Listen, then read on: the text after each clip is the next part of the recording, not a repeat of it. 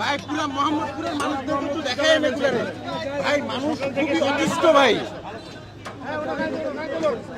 গোপালগঞ্জে যেরকম পিটাইছে এরকম পিটাই।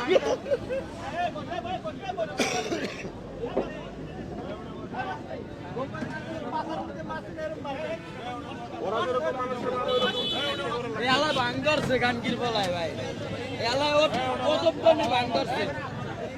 ওর ফ্যামিলির একটু খোঁজ দিয়েন, ফ্যামিলি সহ দিবেন।